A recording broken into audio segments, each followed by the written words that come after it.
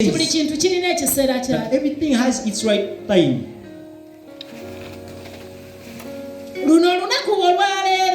This day today, it will never look like for tomorrow. Every day carries its own. God is calling us to minister. Quality ministry. I've talked of obweereza obw'omutindo. The quality doesn't first come on you, but the quality comes with the sacrifice. I don't know if someone is listening. That the quality comes with the sacrifice. You have to pay a price for that. Show me one person that you admire. I will also explain what concerns him or her. Just meditate upon him. Tell me one minister whom you admire. And I tell you his or her life. He or she paid a certain price to become what he or she is. Even calling you to serve as you have called me to minister. I know it well that you did call me because I'm a friend to Pastor Damuria.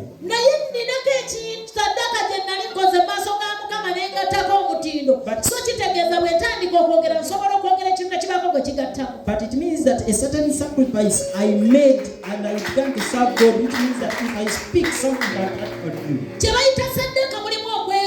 What they call a sacrifice, there is pain.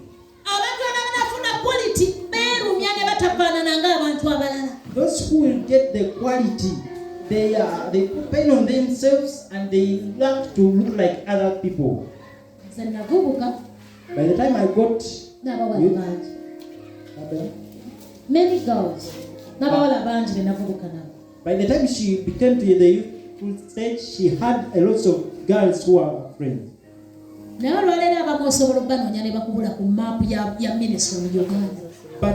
But some people you can look for them and pay to get them on the whole map of Uganda. And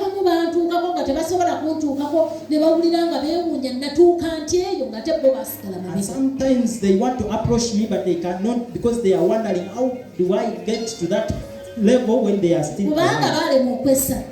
Because they fail to sacrifice themselves. All the people that you see who minister successfully or in the better way, they have a sacrifice that they make. And this is what happened unto me.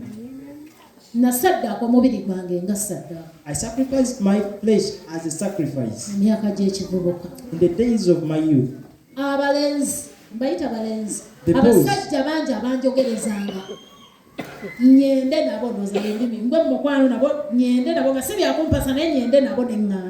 Many men could come and call me or persuade me to go with them, but I just said no.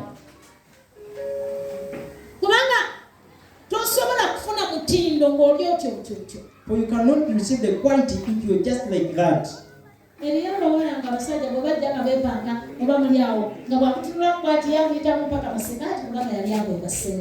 are men who come and if they look at you, they just peruse through even into the skirt because they have ever slept on you.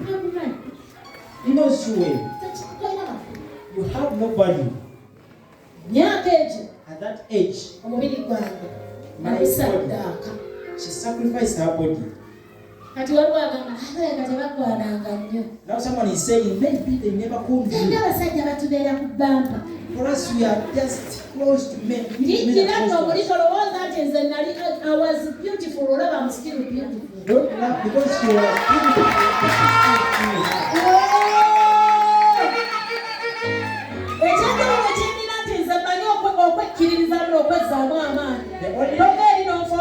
The only difference that I have, me, I put in myself. You can't just come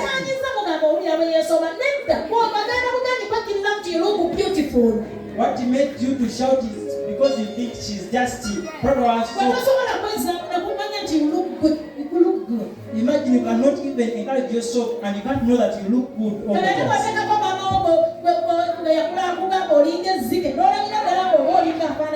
If you are in the words that your mom could tell you that you look like a monkey and you just see it like it's true. Now let me tell you today that you guys are gorgeous.